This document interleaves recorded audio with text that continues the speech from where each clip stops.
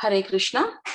I welcome all the devotees of our Bhakti Sangha Japa conference call.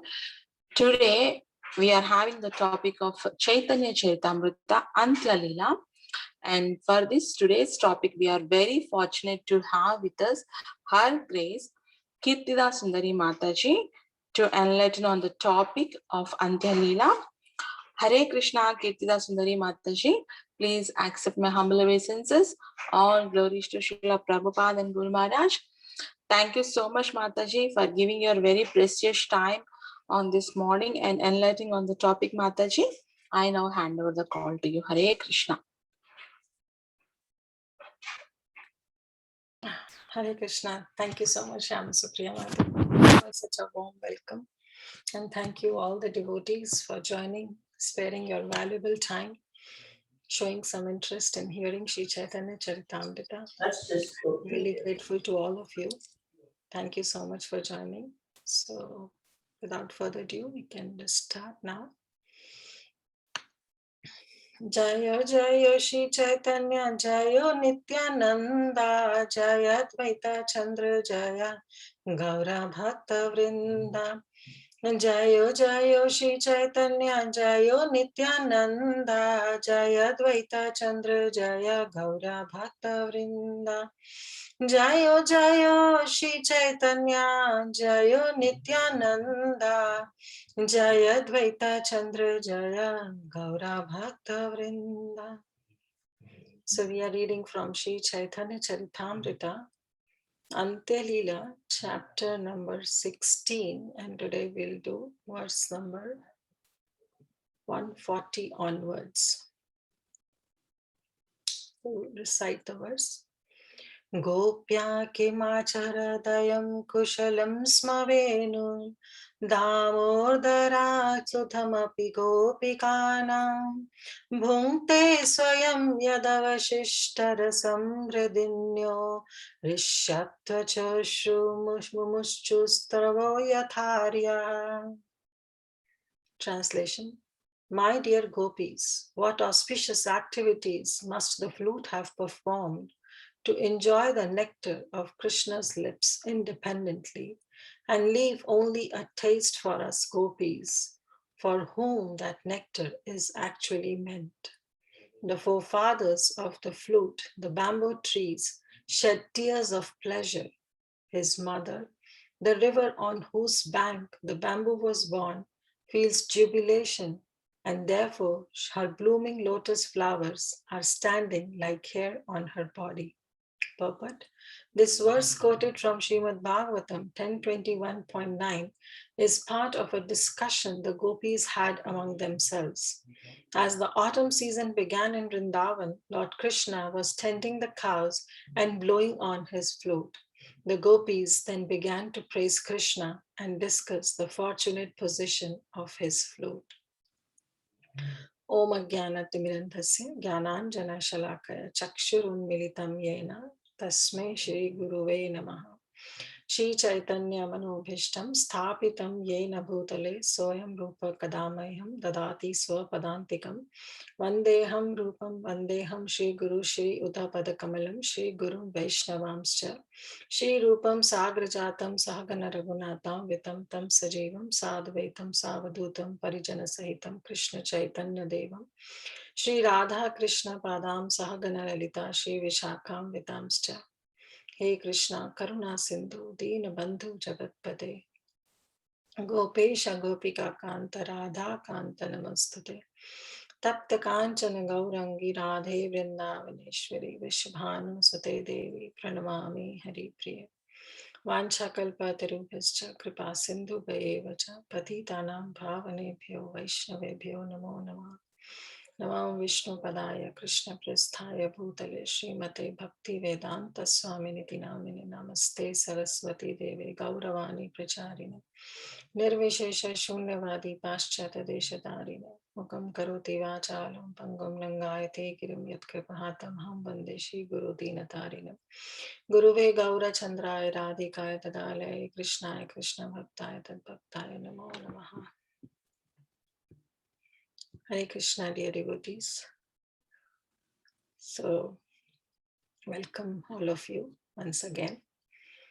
And I really feel utterly unqualified to speak on this subject matter, but getting some hope with all of your auspicious presence, and with the hope that you will shower all your prayers, blessings, and wishes, so that I can speak something which is nectar, maybe a nectar to your ears, which may become some relevant to this topic, in purification of myself and glorification of Caitanya Caritamrta, and this very, very beautiful verse of Srimad Bhagavatam. So I bow down to each and every one of you. Vancha kalpatarubhascha kripa sindhu vacha patitanam pavanebhyo vaishnavebhyo namo namo. Krishna. So the verse again I'll share. Gopya kimacharad ayam kushalam swameru Damodara Sudham api gopikana bhungte swayam yad avashishta rasam hridinyo rishat thachoshu mumuschustaravo yatha aryaha. So we'll just see quickly the background, why this verse was spoken, by whom this verse was spoken. So Mahaprabhu is in his Antya lila pastimes. He is in Gambhira in Jagannath Puri. And there Govinda, Mahaprabhu's personal servant, he brought some Jagannath Prasad. And Mahaprabhu, out of etiquette, he just took that Prasad and, he divided into few parts. And one portion he gave it for Brahmananda Bharati and for another for Paramananda Puri, as they were, his seniors. And he told Govinda to give them this Prasad. And rest Ramananda Rai and Sarup Damodar Goswami, definitely who are none other than Vishakha Sakhi and Lalita Sakhi. And all others were present there. And Mahaprabhu was relishing this prasadam.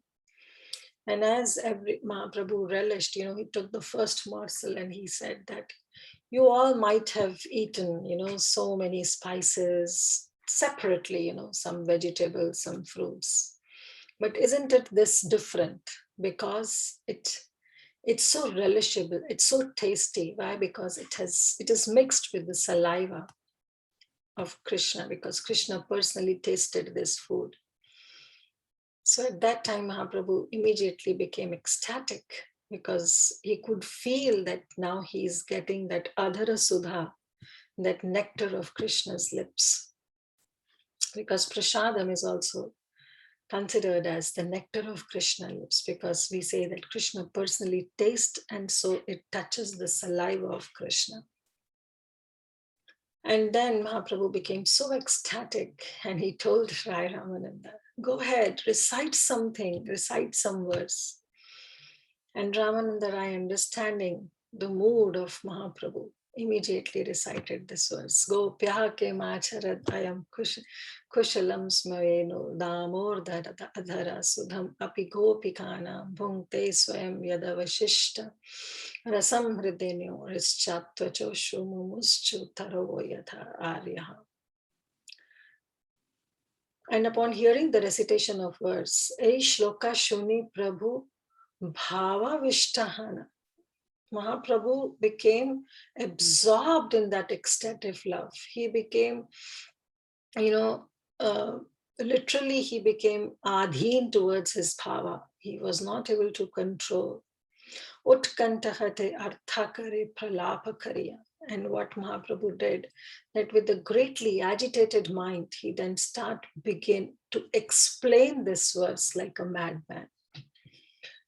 So rest of the few verses will be just the explanation that Mahaprabhu is giving in Radha Bhav, because Mahaprabhu is in the mood of Srimati Radharani. And he himself will be explaining this verse. So rest of the verses are just the explanation of this verse, and we'll go step by step and we'll see each and every verse individually. But let's have a general meaning about this verse also, because this verse is being recited by Ramananda Rai. And Prabhupada writes in his translation that this verse is actually, in purport, Prabhupada writes that this verse is from Venu Geet, chapter 21, canto 10. And this verse is 9th verse. So this 21st chapter of the 10th canto is the Venu Geet, the flute song. So Prabhupada writes in his purport. And so let's just first understand what actually it is. Because there are a couple of such verses which are so meditative, which are very, very meditative, that help the sadhaka, those sadhakas, those who have really perfected their Nam Bhajan and are ready to move into that Raganuga Bhav. And for them, such verses help them grow, help them dive deep into this indescribable lila of the spiritual world. So few of those verses Sanatana Goswami wrote in his book Bhakti Rasayana. So what is the meaning of Rasayana? Bhakti, you all know, it's devotion. Rasayana is a kind of a rasa, like rasa ayana, like a tonic. Now, when we get some severe disease, then we take medicines. Sometimes we have to take IVs, sometimes we have to take injections, right? So we do take some medicines to get rid of those diseases. But then we start healing because we take medicines, so we start healing from that disease. But still our body, because the body has literally fought a lot to cure from that disease, the body is not fully rejuvenated. Though the disease is gone, but still there is a weakness in the body. The body doesn't feel enthusiastic to do any kind of, to carry out any kind of work. So at that time, doctor prescribes some medicines, not medicines, but some tonics, which are nutritional, like just to boost your immunity, to boost your energy. So those tonics are needed. Similarly, these verses are the tonics. That's why Sanatana Goswami, he compiled some few of these verses in his book Bhakti Rasayana. And this is one of that verse where Sanatana Goswami writes. Now, we don't have any qualification to enter into that pastime, right? We don't feel eligible. But if Sanatana Goswami is now presenting directly the words of Srimati Radhika, so when somebody literally reads or meditates upon the words of Srimati Radhika, then that person gets some mercy. And then Radhika herself reveals her heart, her confidential heart, to her nature of divine love to that sadhaka. So this is why, such verses should be meditated and should be made a part of our bhajan. Apart from, yes, what we are chanting and following the 4 regulative principles. So let's see that what's the general meaning of this verse. So one day, Krishna, he left Vraj and he went to the forest for the calves and the cows grazing. He went to the forest. The gopis were at their homes, and because the gopis didn't go, but Krishna left Vrindavan, Vraja, and he went to the forest for the cow grazing. And from there, Krishna started playing his flute. Now the sound of that flute reached to the ears of those gopis. And as soon as the sound of the flute reached the ears of the gopis, the intense love for Krishna immediately awakened in their heart. And they started talking to each other. Now, what talk they were like, what were they talking? Were just that what is the effect of Krishna's flute on trees, on fruits, on rivers, on birds, on animals. These talks they were talking. But it's the parokshavad. It's actually indirect talking, because they are basically revealing their own heart, that what effect is having this flutes, the sound of the flute is having such a deep effect on their heart. But indirectly, they are discussing and expressing that this flute is having so much effect on trees, plants, rivers, animals, deers, and birds, etc. So indirectly, basically, they are trying to reveal their own heart. And as they are describing the sound of Krishna's flute to each other, they started remembering Krishna's pastimes. And they want to discuss Krishna's pastimes, but their voice gets choked up and no sound comes out from their mouth. They become vikshipta, like a madman, and they don't know why they are there and why they are not in the forest and what are they doing there. And they become totally mesmerized by hearing Krishna's flute, that they are not able to carry out their worldly duties, what they were doing at that moment. So basically, their mind got distracted towards the sound of Krishna's flute. And they lost their senses. And now, with their hearts, they reached that forest where Krishna was playing his flute. Physically, they were still in Vraja, but their mind and heart was so much absorbed in the sound vibration of Krishna's flute that with their hearts, they all went to that forest where Krishna was playing his flute. And they saw Krishna. Face to face, they were seeing Krishna playing his flute. So Srimati Radhika is now basically speaking this verse. And this verse is her anubhava reaction, what she is feeling inside because of that deep love for Krishna. So that heart she is revealing through this verse. See, as sadhakas, sometimes we also sing kirtan. We do kirtan, we sing holy names, and it comes from our lips, right? And we try to engage all our senses into that kirtan. And we just focus on those words, Hare Krishna, Krishna Krishna, Hare Hare, Hare Rama, Rama Rama, Hare Hare. Whether it's a japa or whether it's a kirtan, sometimes we really have to force our senses into that. And we do it through our lips, through our senses.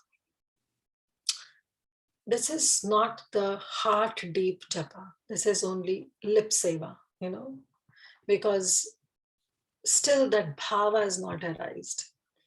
But when bhava is there, then the voice doesn't come from here. It comes from the belly. It comes from the stomach. It comes from the heart, right? So because now the voice, the Mahamantra that we are doing, the Kirtan, the Japa, now it is mixed with the feelings because that bhav have arisen. So same here with the gopis. Now with great ecstatic feelings, they are speaking. And now because now they are in that separation of Krishna's presence, right? Krishna is not there physically present. But they are so much absorbed in Krishna's thought that finally, their hearts reached to that place where Krishna is playing flute right in front of them. Right in front of them, Krishna is playing flute. And then Srimati Radhika says, Gopya kim acharad ayam kushalam savenor. So she's saying, I am. You see this word, I am? Ayam means this flute. So this means the present tense. Now they are seeing the flute. They are seeing that how Krishna is playing his flute. So it's a thing that is happening right in front of them. Right? That's why this Srimati Radhika uses this word ayam, and Prabhupada translates it as this flute. Right? So the astonishing nature actually of Srimati Radhika's love is that even though on a daily basis, because we know that Krishna meets Radhika every night. So on daily basis, she gets to taste that adhara sudharasa of Krishna's, the nectar of Krishna's lips. But for a moment, when Krishna is not there, she is feeling so much intense separation. And when now she is physically seeing the flute tasting that nectar, she becomes vikshipta, she becomes mad. And that bhav arises in her, that bhav of jealousy, irsha, right? So in this verse, we'll see a lot of sanchari bhavs, the secondary emotions that comes in Srimati Radhika's heart. So one of that sanchari bhav is the bhav of irsha, getting jealous of flute, because now flute is tasting the nectar of Krishna's lips, whereas Srimati Radhika, right at that moment, is not able to taste, though every day she gets a chance. But that moment when she hears the sound and she becomes vikshipta, she thinks, well, I'm not able to taste the nectar of Krishna's lips, and this flute is tasting. So therefore she says, I am, right? And seeing her own bhav in that flute, she's just saying, because then next she's saying, bhungte swayam, that this flute is independently, bhungte means enjoying, and swayam means independently. So this flute is independently enjoying the rasa, the nectar, the sudha of Krishna's adhara, the nectar of Krishna's lips. And then she is wondering that this flute is drinking, right? This flute is drinking that sudha rasa. But we are not. Basically, she is thinking of herself that I am not, though this adhara rasa, this adhara sudha rasa belongs to me, but I am not able to taste it. But that another sanchari bhav, the secondary emotion, arises in Srimati Radhika's heart. And that sanchari bhav is of lajja, is of shyness. Because she knows that this adhara sudha rasa is for me, but out of shame, out of, out lajja, right? That out of shyness, she cannot say that, how come this flute is enjoying everything? Actually, it belongs to me. But, out of shyness, she says, Api gopi khana. It doesn't belong to me. She says, it belongs to you all. Right? It belongs to you all, because this is a conversation that is happening between her and gopis. So she is telling that, this rasa doesn't belong to me, but it belongs to you all. And just see now how this flute is getting the chance to taste the nectar of Krishna's lips. Now, why she says that we have all the right to taste the nectar of Krishna's lips. Why only we have? Why not this flute have? And how come she's saying that this belongs to us? And just see that in front of us, this flute is tasting that nectar independently. And then Mahaprabhu explains this in the next verse, that is 142. Aiho Vrajendra Nandana Vrajera Kolo Kanya Gana Avashya Kariba Parinaya Se Sambandha Gopi Gana Yare Mane Nija Dhana Se Sudha Anyera Labhyanaya. Some gopis said to the other gopis, just see the astonishing pastimes of Krishna, the son of Rajendra. He will certainly marry all the gopis of Vrindavan. Therefore, the gopis know for certain that the nectar of Krishna's lips is their own property and it cannot be enjoyed by anyone else. So this is the reason why gopis are thinking that how come this flute is enjoying the nectar of Krishna's lips independently, though that nectar only belongs to us. Now, why it belongs to us? Because they are saying that Krishna is going to marry each and every one of us. So being his wife, only we have the eligibility, we have the qualification to taste Krishna's lips, the nectar of Krishna's lips. And this flute is doing, that's not acceptable.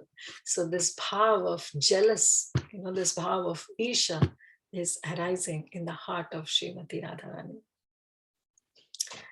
And then Srimati Radharani tells her Sakhis, that have you heard from Purnamashi or from Gargacharya that what austerities this flute must have performed in his previous life?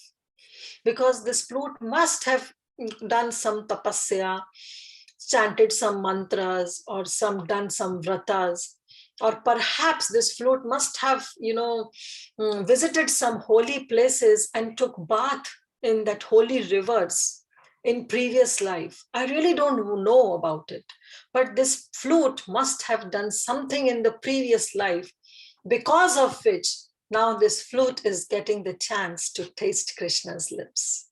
This is what Mahaprabhu is explaining in this next verse.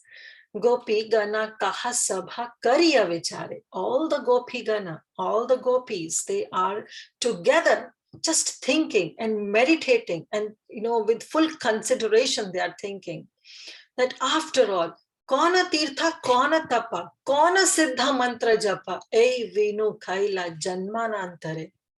My dear gopis, fully consider how many pious activities this flute performed in his past life. We do not know, right? Kona Tirtha, which holy places this flute must have visited. Kona Tapa, I don't know how many austerities this flute must have performed. Kona Siddha Mantra Japa, don't know how many, pure mantras this flute must have chanted in his previous life, performed all those austerities. We don't know what this flute has done, that now this flute is getting chance to taste Krishna's lips, to taste the nectar of Krishna's lips directly. So after that, Radharani is wondering that after all, this flute is sthavarava, right? It's just a mere piece of wood. And not only that, it is neeras also. Why? Neeras means something which doesn't have any juice. No juice is there in the piece of bamboo. Sugarcane, this sugarcane also looks like a bamboo. But when you crush a sugarcane, there is some juice that comes out. But when you put these bamboo in the grinding machine, what will come out? Nothing. Because there is nothing in that bamboo. No juice is there, no rasa is there. It doesn't have any juice. So what's there inside will come out, right?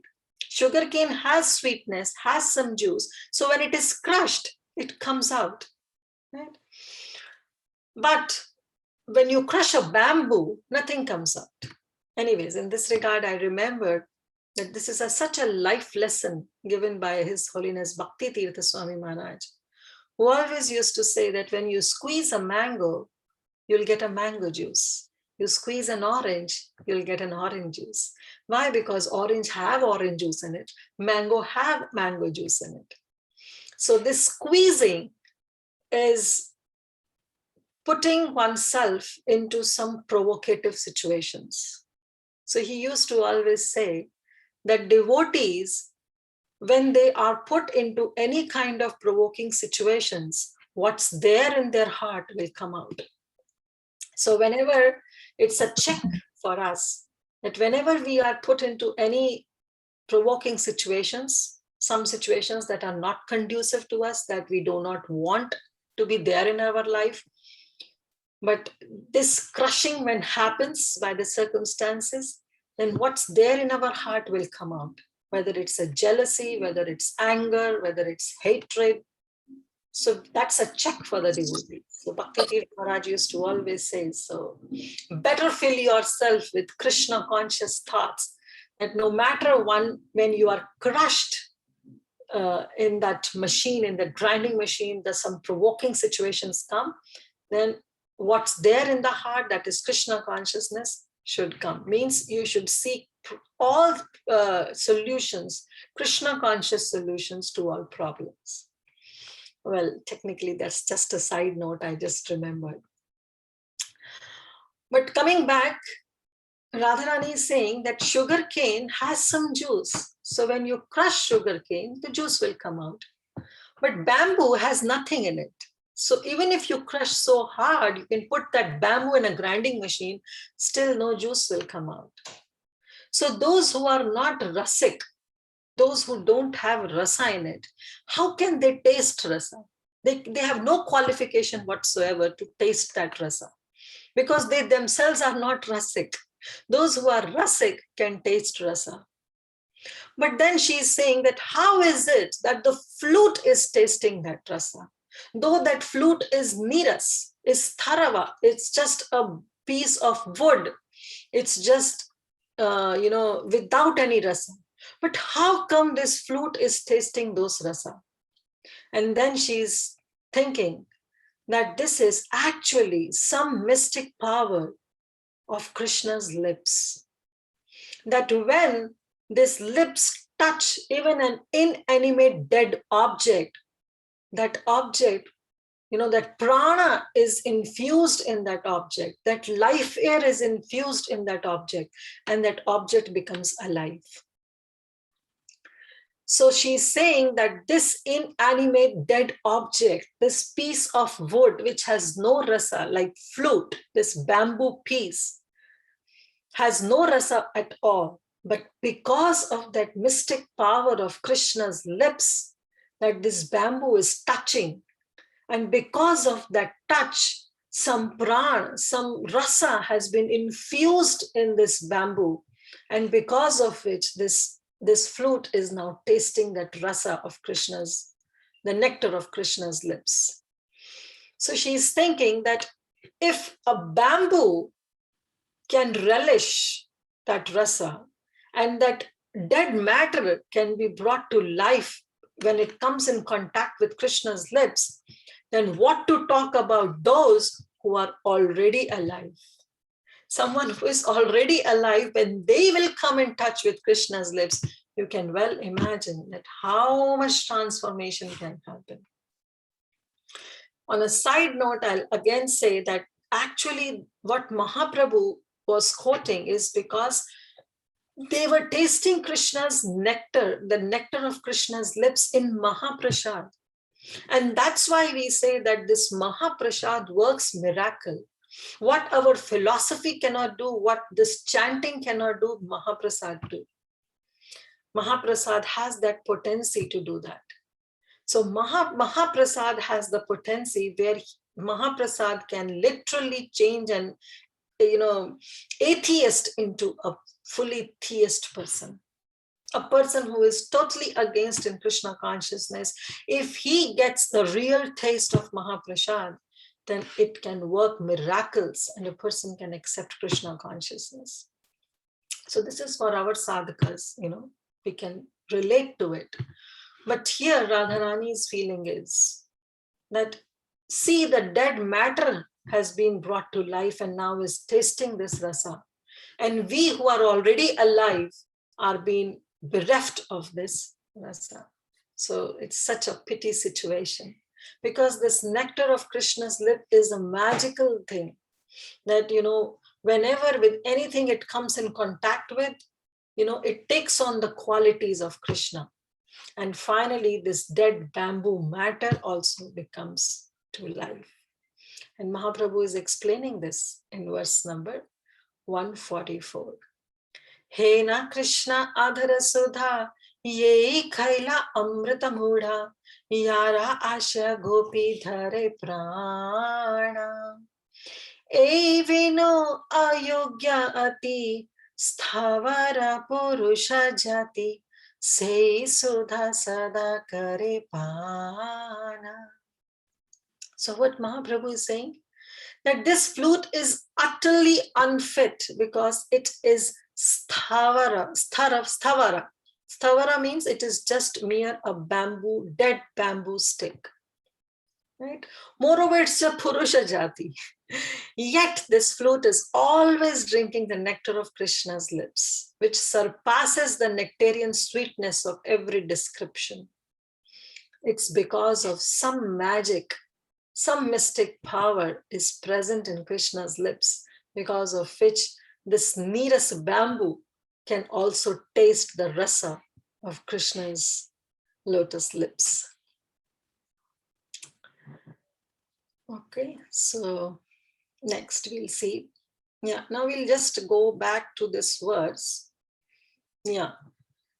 So you see the word Damodara Dhara. So why this gopi is saying Damodara? Right? What is the meaning of Damodara? So we know this pastime, right? We know the pastime where Mother Yashoda bound Krishna's belly, Krishna's udara, with a rope, with dam, right? So he is known as Damodara. But inner meaning is that was Krishna literally bound by the ropes that Mother Yashoda brought? No. Baby Krishna was bound with the love, the ropes of love that Mother Yashoda brought. So he is bound by the love of Mother Yashoda. So that's why he is known as Damodara.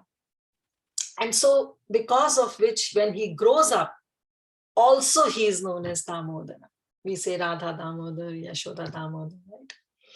So because now he is bound by the love of his devotees. Aham bhakta paradhino. Krishna says, I am bound with the love of my devotees. I am controlled with the love of my devotees.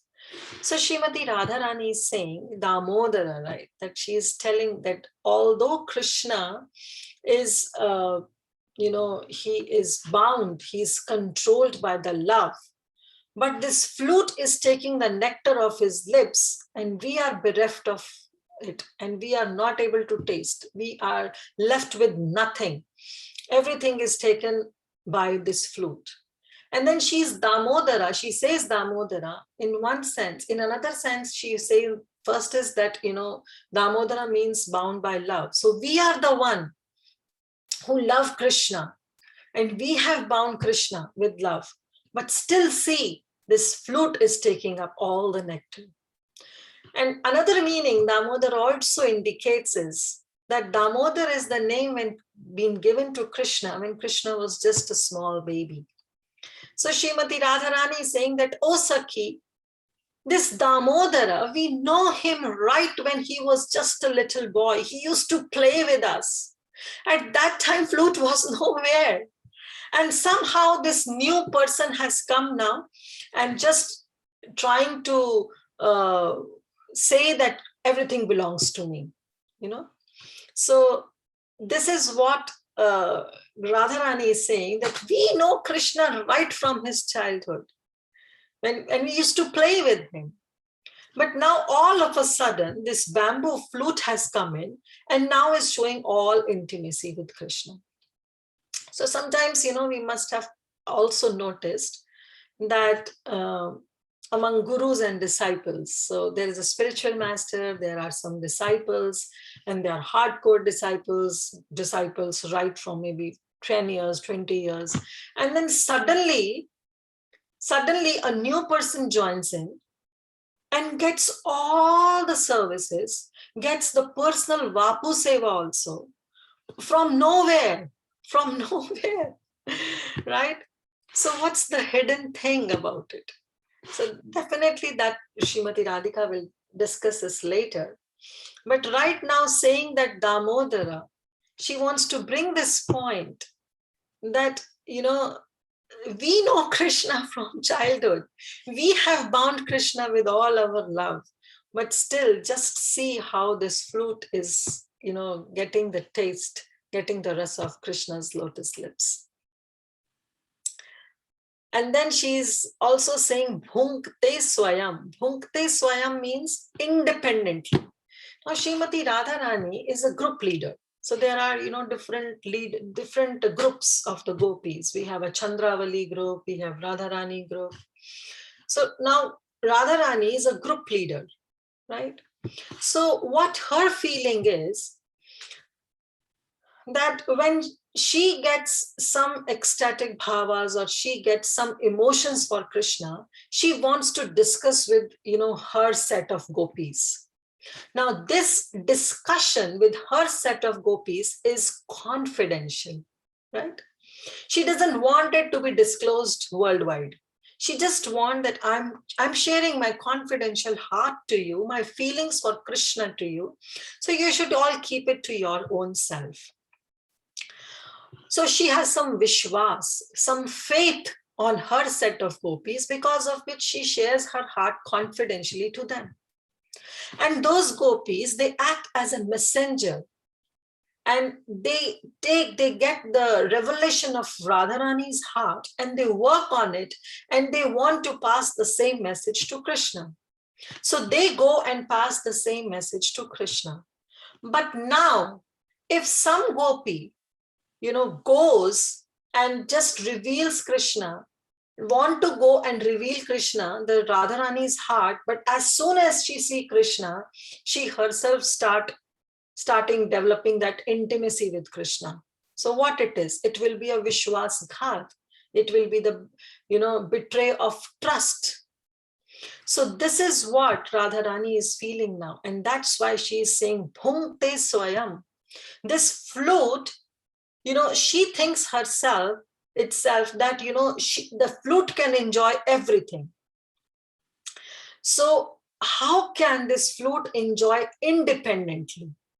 The flute has no right to do it.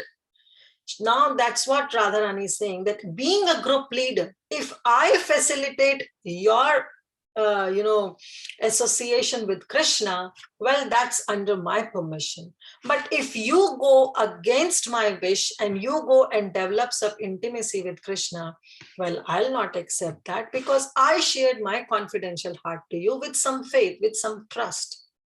So therefore she uses the word bhunkte swayam, that this flute is independently tasting Krishna's nectar, which Srimati Radharani is not going to tolerate at any point. And to this, verse number 145, Mahaprabhu says, Ya Radhana na kahe tare pana kare balatkare, pite tare dakiya janaya. Tara tapasyara phala dekha ihara bhagya bala ihare uchishta mahajane khaya. Although the nectar of Krishna's lip is the absolute property of the gopis, the flute, which is an insignificant stick, by force is forcibly drinking that nectar and very openly inviting all the gopis to come and drink it also. So the flute is true to her itself and saying, well, this nectar is there for everyone. If you are not going to come, then definitely I'm not the one who's going to lose it. You are the one who is going to lose it. So the flute is openly challenging Srimati Radharani that give up all kind of shyness, all respect that you have. Just come and drink the nectar of Krishna's lip. So Mahaprabhu is telling, just imagine the strength of Krishna's or the flute's austerities and good fortune, his tapasyara phala and his bhagya bala, his great fortune, that even great devotees drink the nectar of Krishna's lip after the flute has done so. So just see that the austerity, the good fortune of this flute, that the flute gets the first chance to drink Krishna's adhara rasa, and then the devotees can drink that adhara rasa. So now, why, Mahaprabhu is saying that, even great devotees drink the nectar of Krishna's lips after the flute has done so. So now we'll see that. So one type of adhara rasa is the thambula, the juice of thambula, the pan in Hindi we say, that Krishna takes, that betel nut with the betel leaf. There is a betel nut in it, and it is mixed with some camphor, some rock sugar, and then it's mixed with some cardamom and with some camphor, and then Krishna chew it. And as Krishna chew that thambula, it brings such a refreshing, in his heart. And then it mixes with his saliva and makes the red juice out of it.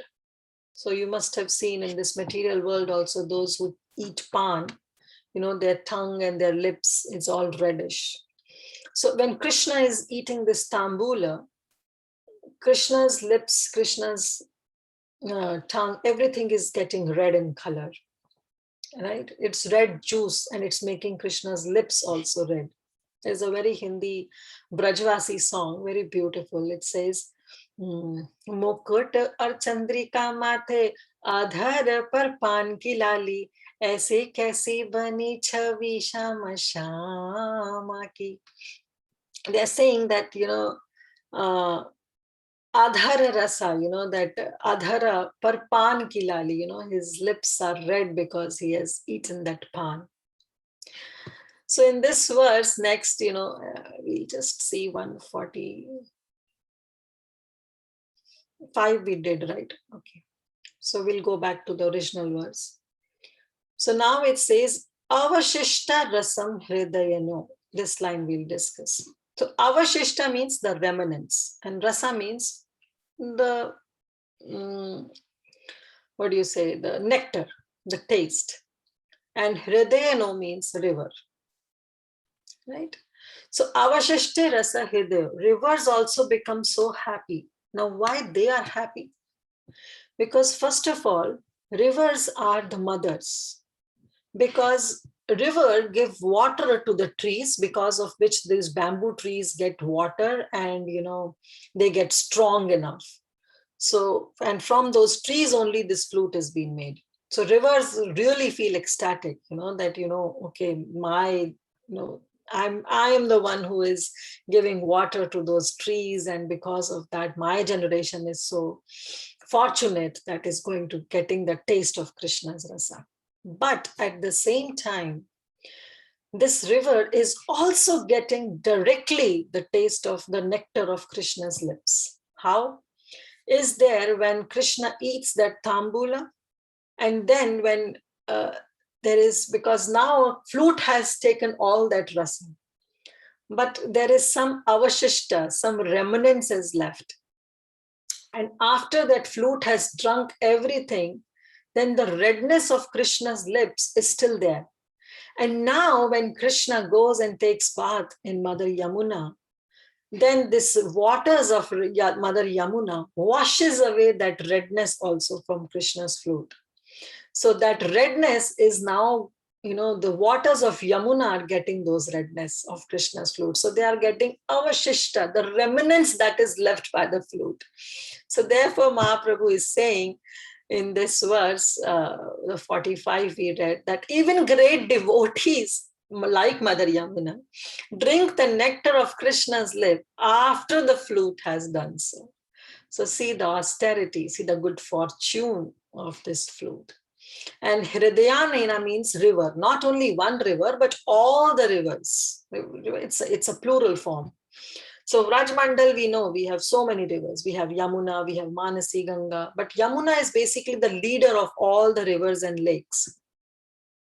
So all other water bodies also becomes ecstatic, and they also feel happy when Mother Yamuna gets the remnants, because the nature is that when some devotee gets the remnants, what it does, it distributes to others. So Mother Yamuna also distribute with all her Sakhis the remnants of Krishna's Adhara Rasa. So therefore, all the rivers, they get ecstatic. And then what happens when they get ecstatic? Well, all the flowers, the lotus, they bloom in rivers. And it's just like their hairs are standing on the body. That the river is kind of a body, and the hairs are standing on the body means the flowers, the lotus flowers are blooming in those rivers. Very, very poetic and very, very beautiful. Text 146. Manasaka Ganga Kalindi Bhuvana Pavana Nadi Krishna Yadi Tate Karasnana Venura Jhutha Adhara Rasa Hana Lobhe Paravasha Shei Kale Harsha Kare Pana. Venura Jhutha, the Adhara Rasa, whatever was left by this Venu, uska jhutha jo bacha tha, that is being tasted by those rivers. So when Krishna takes his bath in universally purifying rivers like the Yamuna and Ganga of the celestial world, the great personalities of those rivers greedily and jubilantly drink the remnants of nectarian juice from his lips. Very, very poetic, very, very beautiful. Next, Radharani now is thinking that, okay, rivers, okay. But what about these trees? Why these trees are crying? Because if we see the original verse, that is 140, Hrishat tvacho ashru mumuschus taravo yatha aryaha. That this taravo, these trees, they are crying. Ashru, the tears are coming from their eyes. So Radharani is thinking, why these trees are crying now? Rivers got all the nectar. They are taking the nectar of the lips. But these big trees, they are standing on the bank of those rivers. So definitely when they are standing on the bank of the rivers, they are engaged in all kind of welfare activities like giving shade to everybody, whosoever comes, to all the sadhus. But they are also crying. And that crying is because of the flowers that is blooming on those trees. And the flowers have that makaranda, that honey, and that is dripping from those trees. So it looks like as if trees are crying. So Radharani is saying these trees are crying for what? Are they really happy? Or these are the tears of happiness? Or these tears are of sadness? So we have both things actually. So these trees are actually, in this verse, it says that the trees are actually crying in happiness because they have also become ecstatic. Why? Because they are taking water, because their roots are drinking water from the Mother Yamuna. So from Mother Yamuna, which is mixed with Krishna Adhara Rasa, is now indirectly going in roots also, in the roots of those trees. So the trees are also tasting that Adhara Rasa. They are also getting the remnants of Krishna's lotus lips, the nectar of Krishna's lotus lips. So now when they are drinking water from the river with their roots and they are getting this taste of Krishna's lips, well, they are also become ecstatic. And, they are also, they are crying actually in happiness. Another reason is Yatha Arya. Yatha Arya, the last line of that original verse, it says Yatha Arya. It's just like the forefathers. So when forefathers, they really cry out of happiness when they see that in their generation, some devotee, is there. So if there is any devotee in any generation, all the forefathers, they also become so happy because they know, well, this devotee is now going to liberate the whole generations. So therefore they become so happy and they cry out of that happiness. So that's why these these trees are also crying out of happiness that our life is successful now Being a bamboo tree, our life is successful because from that bamboo, this flute is made. And this flute is continuously tasting the nectar of Krishna's lips. So when bamboo, so they are like forefathers, right? And they are thinking, wow, our generation, the next future generation is tasting the nectar of Krishna's lips. So fortunate we are. Now we are all liberated. So just thinking, they are crying. Well, in Srimad Bhagavatam, in the purport, Prabhupada disciples write that actually Sanatana Goswami gives another meaning, which is the meaning of lamentation. That these trees are crying not because of happiness, it's because of lamentation.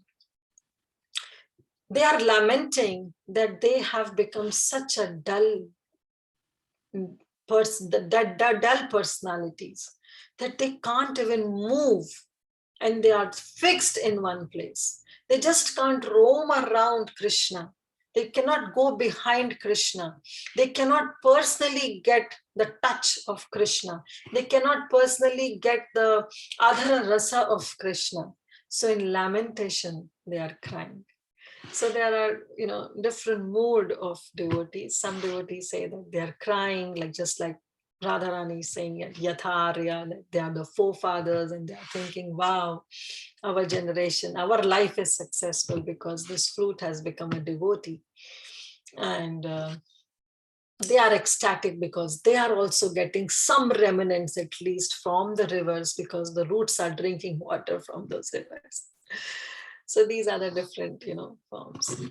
Let's go. And then, 148, right? Yeah, we did 147. Etanari rahu dure vriksha sabha tari tire tapa kare para upakari nadira shesha rasa pana mula dware akarshiya kene piya bhunjate na pari. Shesha rasa, whatever is left by the flute was tasted by Yamuna. Now rivers, whatever is left by the rivers is now taken by these trees. Aside from the rivers, the trees standing on the banks, like great ecstatic, engaging in welfare activities for all living entities, drink the nectar of Krishna's lips by drawing water from the rivers from with their roots. We cannot understand why they drink that. So this is Mahaprabhu is explaining everything. And for Yatharya, also Mahaprabhu explains that why they are happy. Nija kune popula kita, Nija kure pula kita, pushpe hasya vikashita, madhu mishe vahe ashrudhara. So this is madhu, this is makaranda that is coming from the flowers, the bloom flowers that are there on the trees. And this makaranda, when it is dripping, it's just like looking, the trees are crying. Venuramani nija jati arya rayena putra nati Vaishnava haile ananda vikara.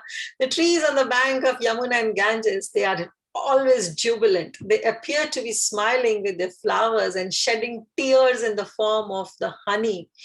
Just as the forefathers of a Vaishnava son or a grandson feel transcendental bliss, the trees also feel blissful because the flute is the member of their family, which has now become devotee and getting the chance to taste Krishna's lips directly. Last verse for today. We'll finish, but this is the last for the explanation. Now, when I was telling in the first verse that what Radharani is thinking, that what austerity this flute has performed, so now Mahaprabhu is explaining this final Siddhanta. And that Srimati Radharani is also saying, like Mahaprabhu is quoting her words. So actually there are two types of people, right? One is a qualified and some are unqualified. Now, sometimes it happens in life that the qualified people get something for which they are not qualified for. Unqualified people get something for which they are not qualified for, and the qualified people does not attain for which they are qualified for. So these are the two situations. Unqualified people get something for which they are not qualified, and qualified people don't get something which they are qualified for. So how we can understand this? So Chaitanya Mahaprabhu says that when an unqualified person attains something for which he or she is not qualified for, we must think that it's because of their previous lives. They have done some tapasya, some austerity, some pious activity, because of which in this life, though they are unqualified, they become qualified and they get something for which they are not qualified for. So this is all because of the previous life that they attain. But for a qualified person, when they don't attain something for which they are really qualified for, what is left for them? Only regret, only lamentation, only the feeling of, alas, what I have done. I'm qualified, but I'm not getting it. Better I should just give up my life. And this is Mahaprabhu is stating in context of Srimati Radharani. That Srimati Radharani is thinking that this flute is nowhere qualified, nowhere. We are the one who know Krishna. We are the one who have bound Krishna with all our love. This flute is nowhere qualified. But see the good fortune of this flute, that his flute is directly tasting the nectar of Krishna's lips. And we, being qualified, because for us only this whole nectar is there, but we are bereft of it. Well, we have nothing, just to cry out and say, alas, alas. That's what Radharani's mood is. So the first line, it says, Kim acharet kushalam venu, that what acharana, what pious activities, what auspicious activity this venu, this flute has performed, that though being unqualified, getting the taste of Krishna's lotus lips, and we being qualified, ati gopikanam, we all gopis being so qualified, alas, alas, we are not getting the taste of Krishna's lotus lips.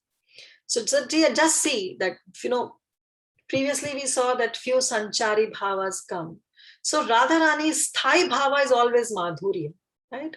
But all these secondary emotions, these secondary bhavas, which are known as sanchari bhava, is coming. So previously we saw that how the sanchari bhava of lajja came in, where the shyness.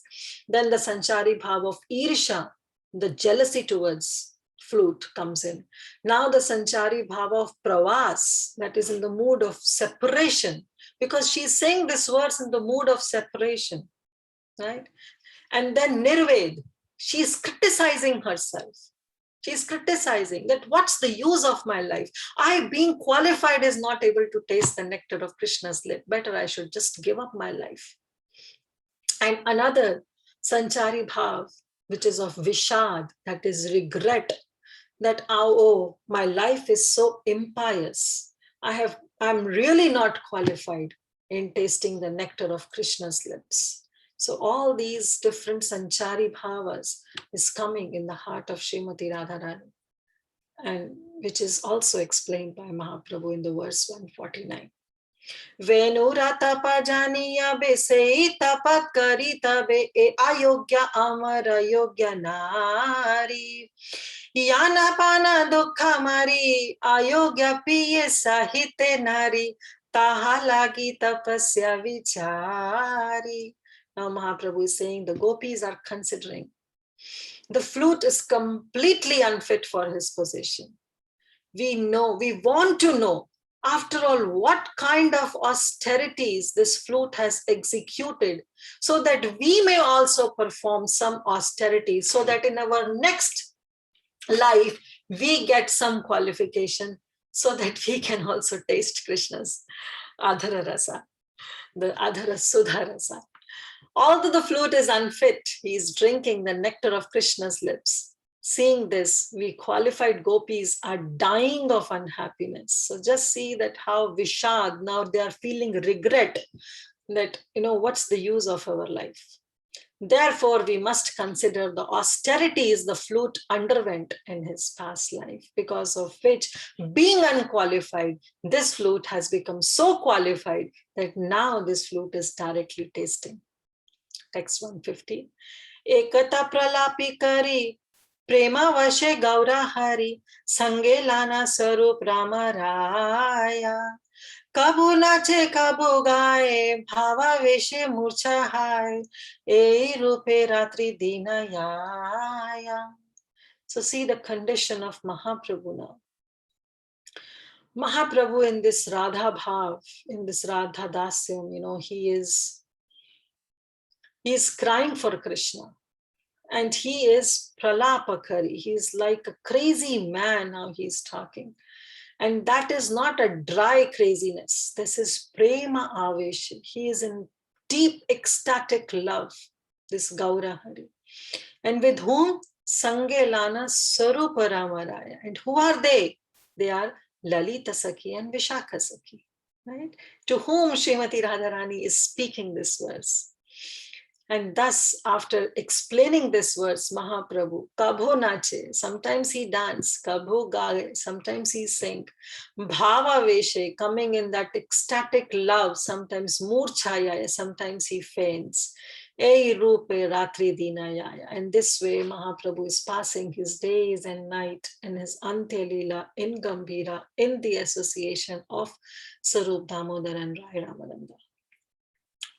While thus speaking like a madman, Sri Chaitanya Mahaprabhu became full of ecstatic emotion, because that's what he came for. He wants to taste that mood of Srimati Radharani, that love of Srimati Radharani. And he is getting all those after reciting, after seeing those recitation of these verses, and then he himself is explaining the deep inner meaning of those verses.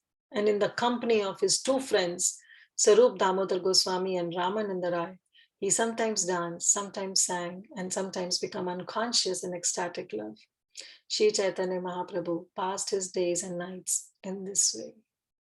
And last verse that Krishnadas Kaviraj Goswami writes, Sarupa Rupa Sanatana Raghunathera Shri Charan Shire Dhari Kare Yara Asha Caitanya Caritamrta Amrita Haite Param Amrita Gaya Dine Hine Krishna Dasa.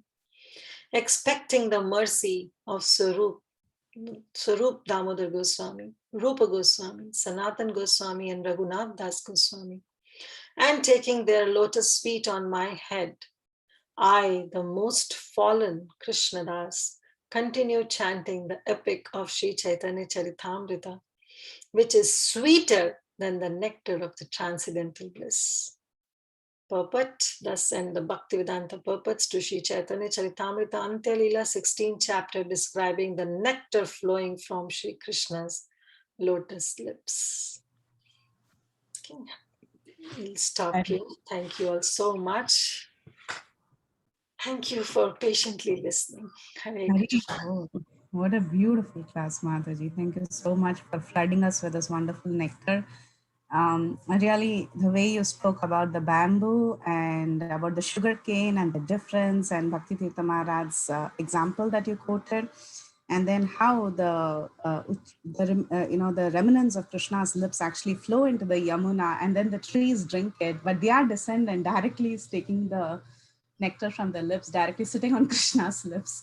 It was so beautifully described. I mean, it was very easy to visualize as you were talking. Thank you so much for flooding us with this ecstasy. It was a wonderful, wonderful class. Very grateful to you, Mataji.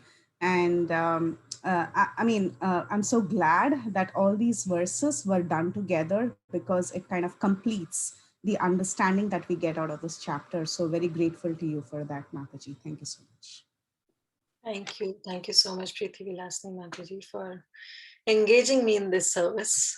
I was a little hesitant, but somehow you literally, empowered me with your words that I should really go ahead with it. So Yes, it I'm was so just glad, Mataji. I didn't do any empowerment or something, but I'm so glad that these verses were knit together in a beautiful flow. And when it so, comes from you, it makes things complete. That is what we wanted. Thank you so much. thank you. But the whole explanation is given by Mahaprabhu himself. Though this verse is from Bhagavatam, but how Mahaprabhu, just like, there's a piece of cotton and he plucks out different cotton balls from one cotton ball. So Ramananda Rai, when he spoke this verse, was just like one cotton ball, and Mahaprabhu is plucking out different cotton balls from that one cotton ball. And therefore, it's easy for us to digest. And yes, all glories to Prabhupada, who translated this in English language, which is so easy to understand.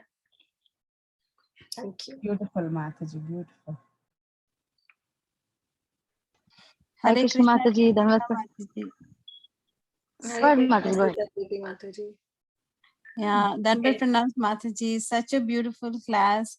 After a long time, I got to hear today live CC class. So I'm so indebted and grateful to you for such a beautiful session. And though it is so high concept, you laid it out in very simple language. And I was able to understand at least some part of it, though I'm not able to understand many of the the advanced rasa tattvas, but all glories, Mataji, all glories to your beautiful class. Thank you so much, Mata. Hare Krishna. Hare Krishna, Sukhsagri Mataji. Happy to see you. And I'm glad if I'm able to do some service and that have pleased you in any sense. But all glories to Prabhupada, all glories to all Guru Maharajas. Thank you. Hare Krishna. Hare Krishna Mataji, Dhanavad Pranam. Hare Krishna, Wonderful. Mataji. Wonderful Mataji, the explanation which you give as like word to word, I agree with Priti Lakshmi Mataji, that these verses together only did make so much of, that nectar just flowed in a proper sequence and with reference to something that we were talking. So it was really, really nice to hear. Mataji, can you just elaborate on one point?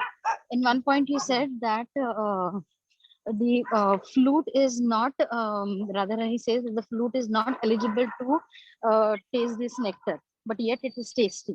So why would she say that the flute is not eligible for this nectar? Is there, maybe I missed on some part?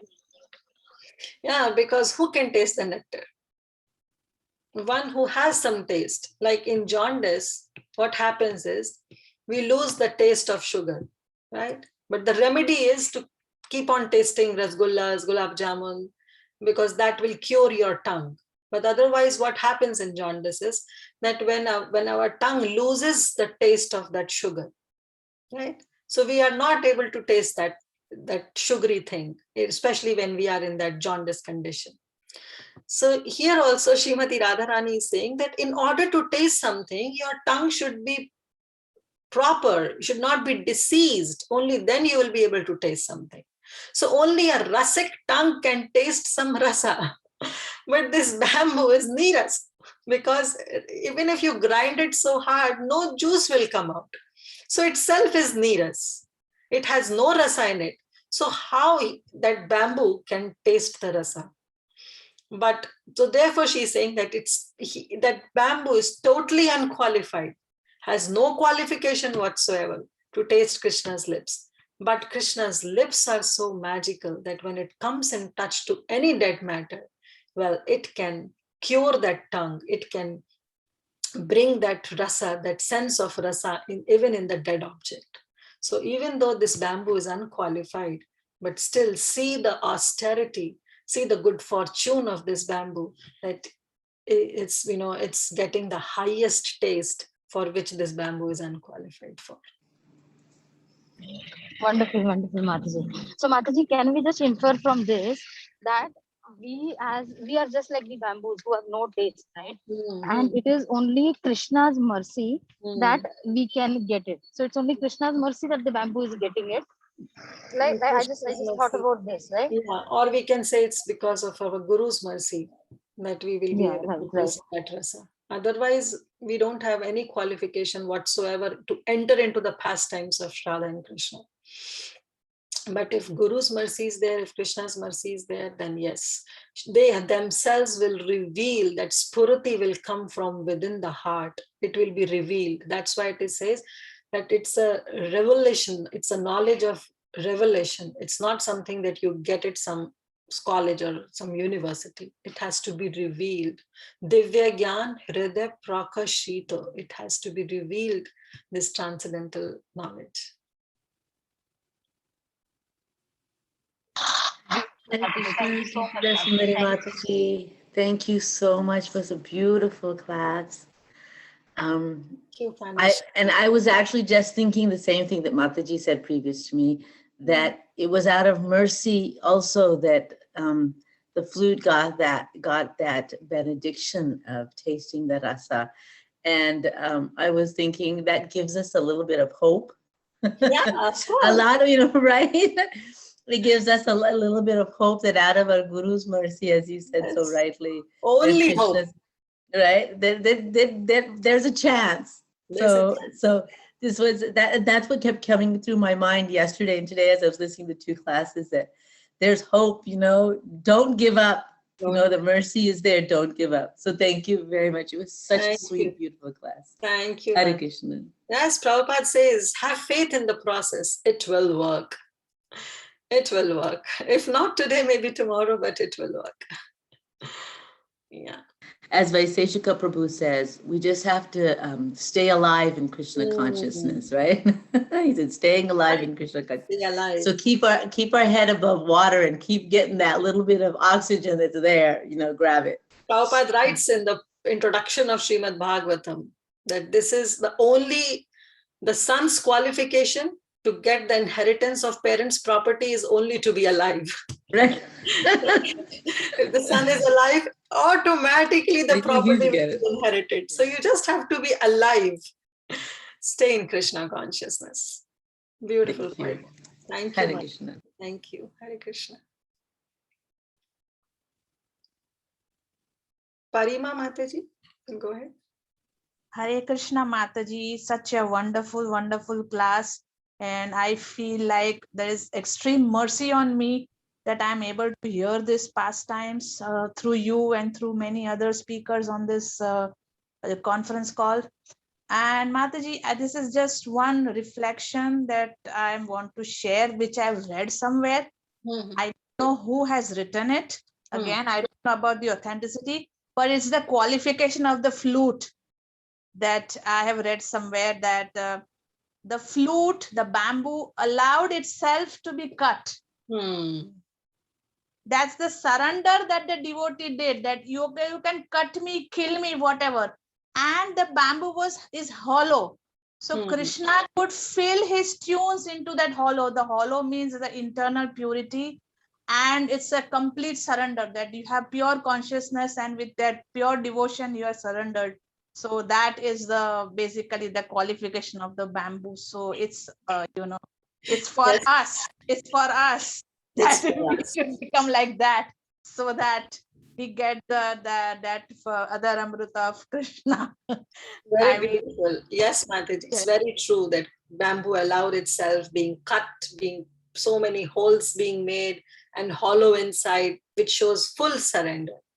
But that's the devotee point of view. Yes, that's the devotee point of view, of course. It's for us. Yeah, we have to actually see good in others. We have to see good in others. But when we see from Radhika points of view, so yes, I mean, it's no. She can't tolerate. She can't tolerate. Yes. If bamboo would have taken permission from Srimati Radharani, then she would have literally enjoyed. That's what she said. That if I, being the leader, allow everybody to go and associate with Krishna, well, I'm okay with it because everything is happening with my permission. But see the dareness of this flute, that it's Swayam, Bhungte Swayam, it's enjoying independently without even of my knowledge. So how can I tolerate it? Yes, yes, so nice, Mataji. I'm very thankful to you for this wonderful class, and I feel so overwhelmed. So thank you very much. Hare Krishna and Dandvat Pranams, Mataji. Thank you, Mataji. Hare Krishna. Dandvat Pranams.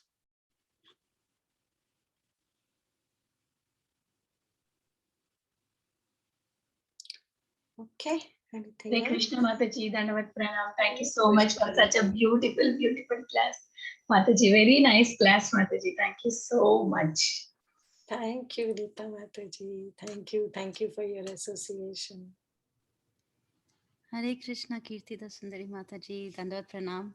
Once Hare again, Krishna, Rita Mataji. Mataji, very, very beautiful class. Mataji, I have a question. Mhm. Okay. So the gopis are brought to, where Krishna is just because Krishna plays the flute, right? I mean, Not physically, through their hearts. Physically, they're still in their village. Okay. But their hearts are so, their mind and heart is so much absorbed that they are getting that spuriti of Krishna. They're feeling the right presence of Krishna right in front of them. Through the flute, right? Because of the sound of the flute. So Yeah. that's what they're saying, that see the effect this flute is having on us. Right. So, I mean, I thought that they should feel happy rather than, a little envious. No, they're feeling envious while they'll feel happy. First of all, this flute hindered because they were absorbed in their worldly duties. So it hindered. And finally, when they went there, when they literally saw this flute was getting intimate with Krishna. Yes. And Srimati Radharani cannot tolerate that at any cost. So that's why, she's feeling jealous. That though we are seeing Krishna playing his flute, we are seeing flute tasting the nectar of Krishna's lips, but after all, this nectar belongs to us. And see our condition. We are in Vraja and we cannot meet Krishna. We are in separation of Krishna, at least at this moment. So naturally, they'll get that jealousy towards that flute, right? Okay, rather than, okay. Mm. I mean, I was looking at it from a different angle where we feel grateful. Okay, yeah, because of her, now we are able to associate or think or of the Lord. And yeah, but okay, this makes sense. Thank you so much, Mataji. Thank you. Very wonderful session, Mataji. Hare Krishna. Hare Krishna Mataji. Thank you so much for the wonderful class. Hare Krishna, Mataji. Thank you, Mataji. Mataji, is it in the same line previously in the Caitanya Caritamrta where the flute once said to the gopis that, this is your property, but you are not able to do Sarvadharma Parityaja, and so now I'm enjoying it. If you want, it is your property, you take, but I'm taking it, and something like that. Can we connect that as well? Flute also challenged the gopis, saying that you're not challenged the gopis, and Radharani saying that see the audacity of that flute. Being unqualified, now he's challenging us. So this way also Radhika is not happy with the flute. So it's going back and forth. It's going back and forth. Yeah. Okay. Yeah. Thank you so much, Mataji. I just wanted to know that. Thank you, Mataji. Dandavat Pranam. Dandavat Pranams.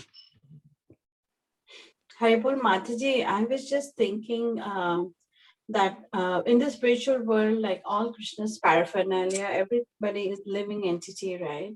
So would it be right to think of them as neeras or just like bamboo or something like Sorry, that? Mataji, I was somewhere else. Yeah, sorry. Can you repeat your question? Yeah, I was thinking that in the spiritual world, like Krishna's paraphernalia, everything is actually a living entity, right? Then Siddhas, and so would it be right to think of the flute as mere bamboo and neeras and like that, Mataji? Not from the devotee aspect, but for Radhika, she can chastise anybody.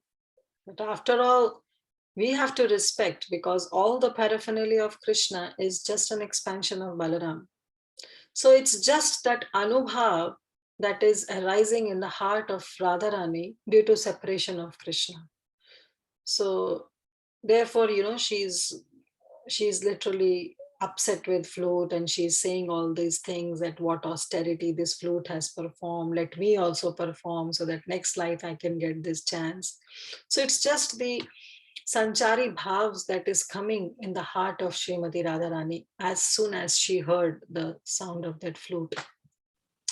But from sadhaka aspect, yes, everything is Chaitanya, everything is conscious in that spiritual world. And the same flute incarnated as Mridanga in Mahaprabhu's pastime, right? So, but again, it's the mood of Srimati Radhika. Like it's up to us whether we want to be in her camp or we can be in the camp of Chandravali where she is surrendered to everybody. So there are different moods these gopis are having. Chandravali has no problem with the flute. Right? Only Srimati Radharani, being of her possessive nature, she doesn't want to share Krishna with anyone. But at the same time, if she wants, well, she can bestow all mercy, and she's the one who's going to approach to Krishna and recommending us that yes, we are doing well in our sadhana. So you're seeing there are 2 points, 2 aspects to it. Thank you, Mataji. Hare Krishna. Thank you. Hare Krishna. Thank you, Mataji, Kirtida Sundari Mataji. Very wonderful. This is so many classes. Yes, Hare Krishna, Mataji. Dandavat pranam. Hare Krishna.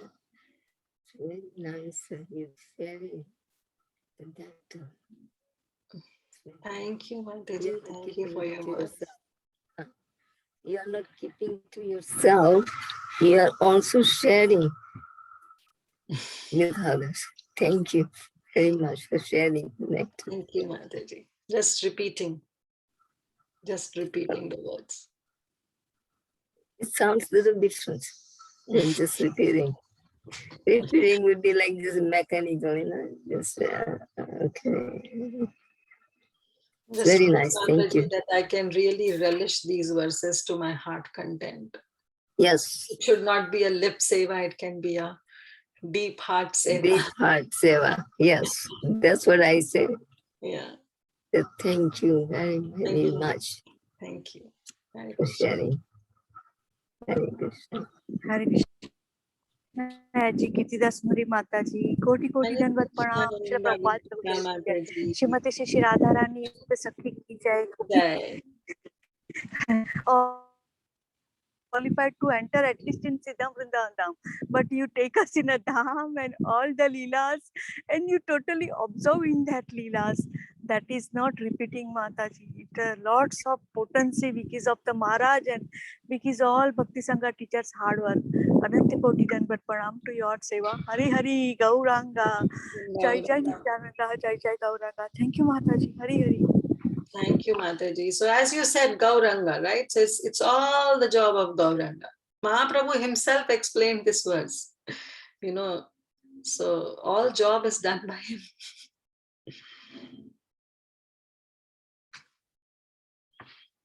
Hari Hari Mataji Dandavat. Dandavat. Okay, anything else? Any questions, corrections, so we can start? Hare Krishna Mataji. Thank you once again for such a beautiful class. Dear devotees, is there anybody having any more questions or realizations for Mataji? Mataji, if possible, sing.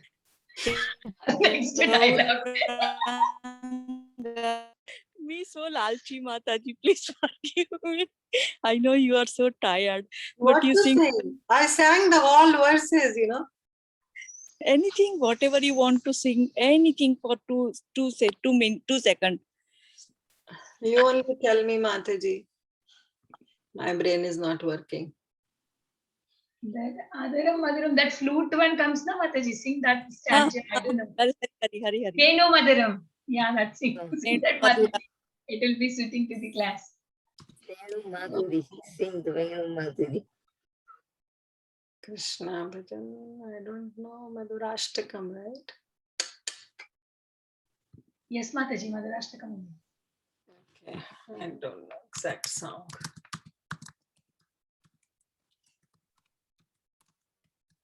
Venu Gita.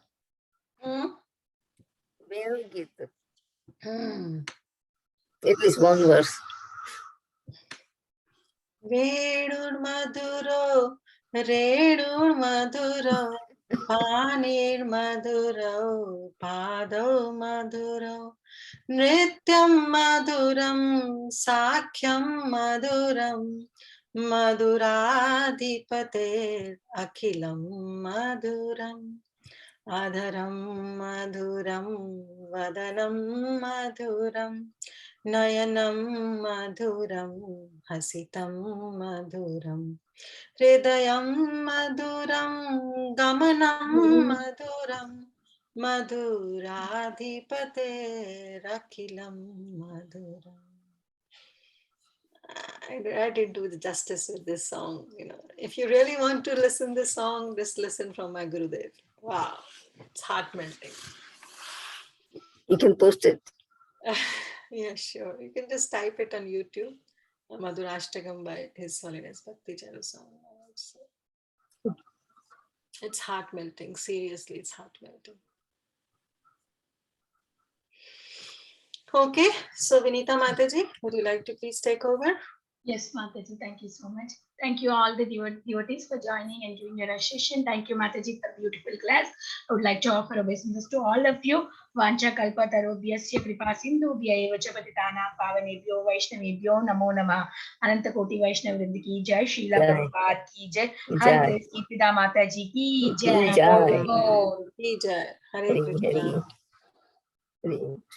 Thank you, Mataji. Hare Krishna. Hare Krishna.